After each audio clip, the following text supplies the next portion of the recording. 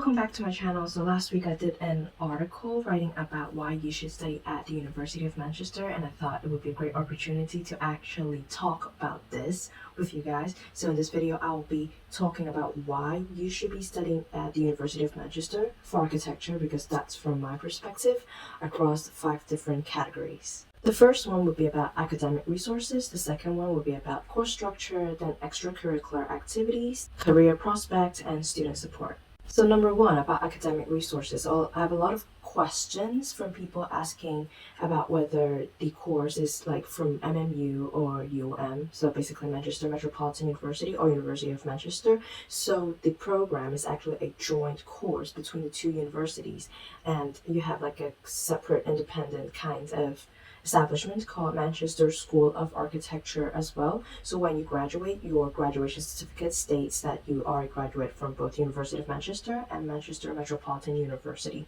So in regards of the graduation ceremony, it is actually interchanging years. So depending on the year that you enroll, you could be graduating at, venues at UM or venues at MMU. The reason that this course is quite popular is because it has a high QS ranking. I think the most recent ranking in 2022, Manchester actually ranked at number 7, so it's a pretty high ranking, and they have like a lot of joint resources because it's a joint program, so you can use facilities and resources from both sides. There's like a lot of libraries, and then there's also a lot of workshops. There's one that's architecturally focused at University of Manchester campus, and then there are a lot of other workshops like metal workshops, fabric, ceramics, that is based on the MMU campus inside the art building.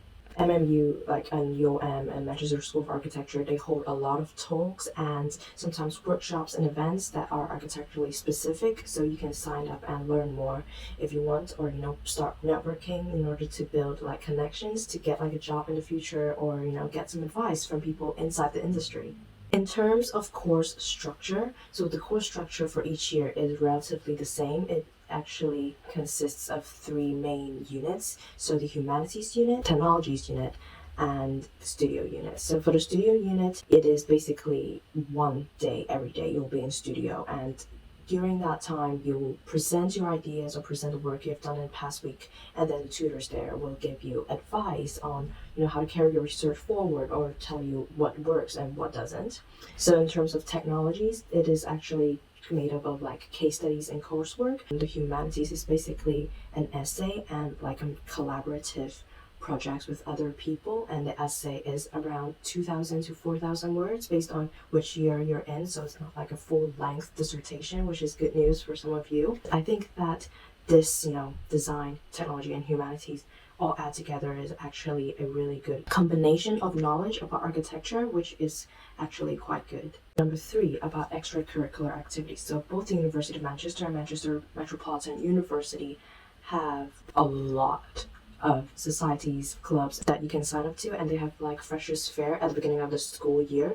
But then if there is a club or society that you want to join, but it isn't available, you can always start your own, and they have like funding and help for that as well. As an architecture student, Manchester School of Architecture has its own like cohort, and they have like architecturally specific events, so they have architecturally specific groups. Likewise, if you want to start your own club or society, it is always a good option, and there's always support for that. Number 4, about career prospects. So I think both universities have a really big emphasis on students getting hired, students getting jobs in the future. So when you're in uni, they actually have a lot of workshops, events that help you to put your CV together, or if you need advice in applying, or if you need to look for jobs, they have like a service for that. And both schools also hold like career fairs, so employers essentially hold booths, and then you can go there and ask for like the vacancy, or if you're not in your graduating year yet, you can always go up and talk and gain more insight about what it's like working in the industry. There's also opportunities for jobs on campus for both universities, but I think it's a good idea to get some jobs on campus so you can earn a little bit of money, but also build up your skills in the workplace. And last but not least, student support. So both universities are huge advocates for mental health and just health in general. So I think they actually have a lot of support in place, like they have therapy. In terms of deadlines, I think academically they're also very encouraging, and they have deadline extensions available for people who really need it, like who are mentally struggling, or if you have something else that's going on with your life. They're usually quite generous with that. Apart from mental health support, all kinds of disability support, they also have that as well. So both schools are also advocates for cultural diversity and things like that. So there are a lot of events based on other cultures that are actually happening on campus. So it is actually a good way to feel less homesick.